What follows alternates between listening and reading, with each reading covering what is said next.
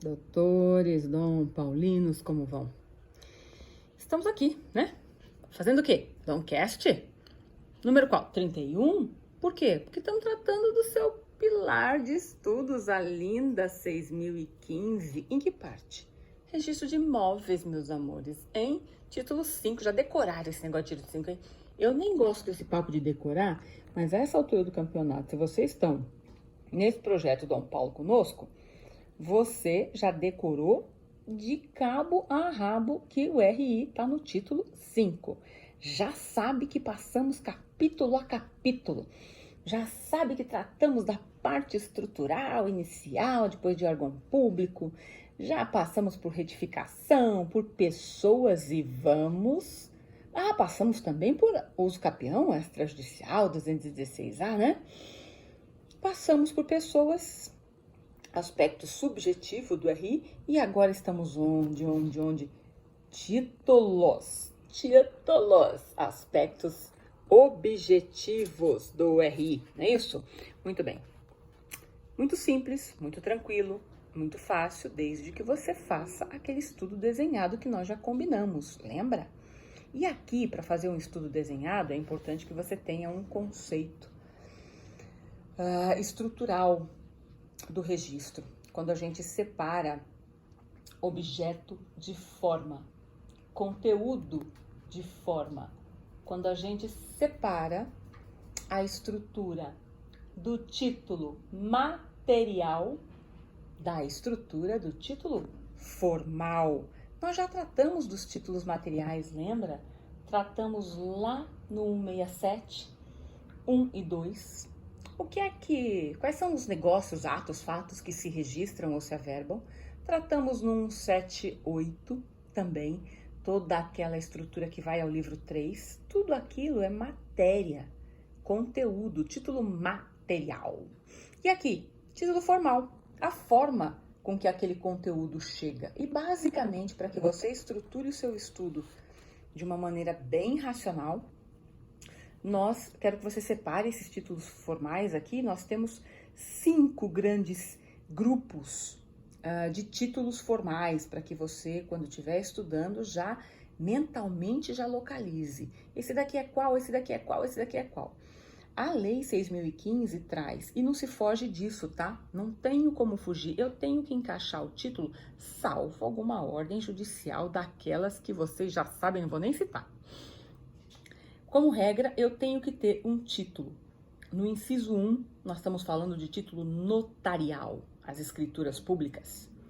No inciso 2, vocês terão títulos de países estrangeiros, portanto, títulos estrangeiros. No inciso 2, nós temos os escritos particulares, os títulos particulares. No 3, os estrangeiros.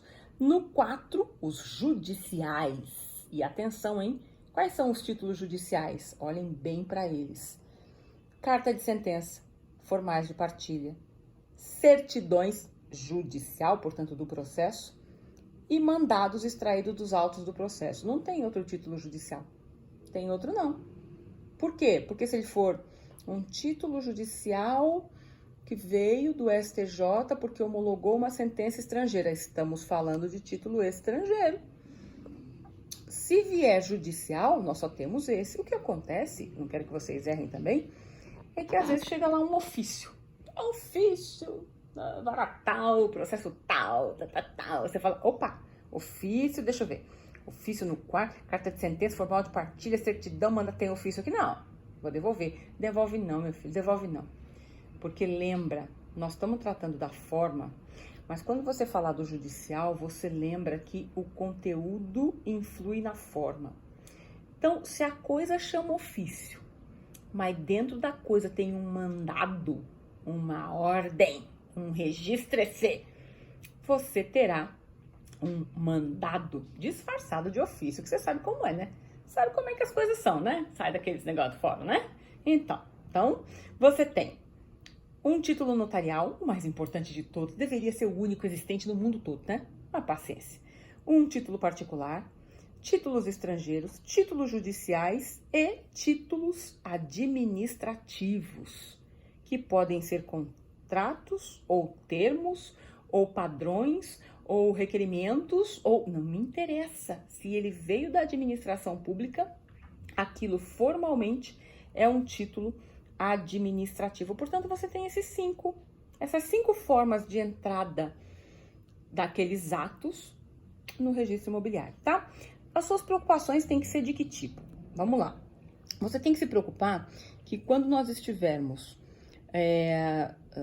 tratando da administração pública, especialmente nos procedimentos de regularização fundiária, os termos e contratos fogem totalmente do padrão, tá? Em regularização fundiária, todos aqueles característicos formais, objetivos e subjetivos podem ser suprimidos pela administração pública. Quer exemplo?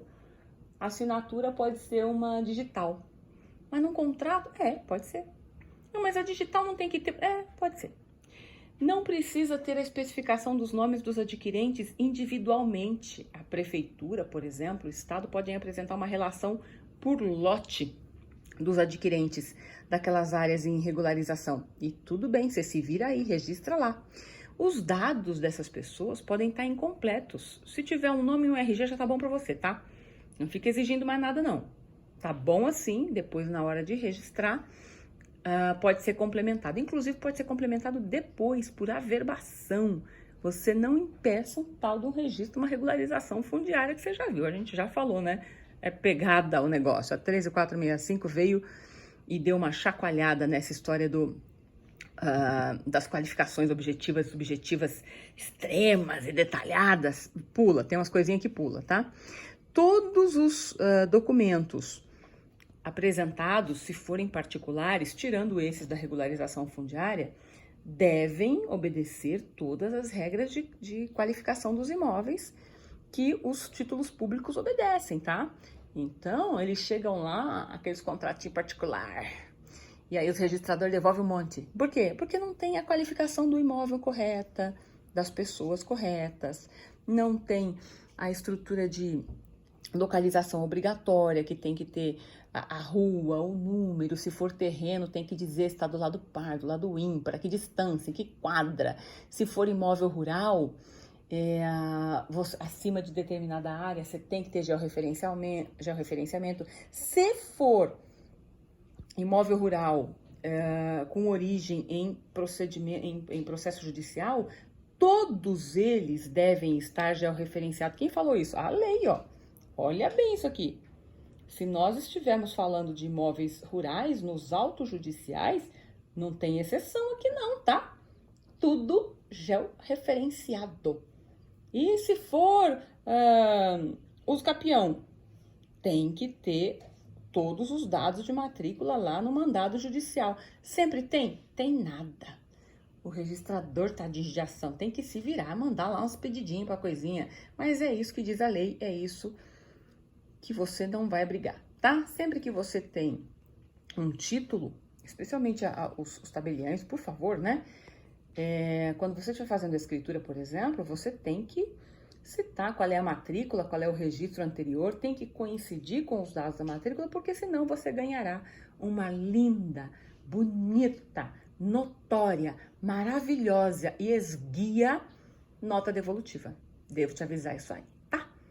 É isso, meu querido, do 221 ao 226. Estuda em desenhado esse pedacinho. Estamos falando dos títulos formais que vão ao registro imobiliário. Voltamos no nosso próximo Domcast e vamos tratar de coisinhas novas. Estamos ainda no registro imóvel, já sabe, né? Eu falei que demorava, mas é bonito. Sabe por quê? Porque se você estiver seguindo esta famosa série, Projeto Dom Paulo, você não precisará mais voltar nesta legislação linda, que é o seu terceiro pilar, porque você terá feito um checklist de cada grupo, capítulos, pedacinhos, sapões e sapinhos que nós usamos para dividir isso aqui. Os vejo loguinho. Tchau, tchau!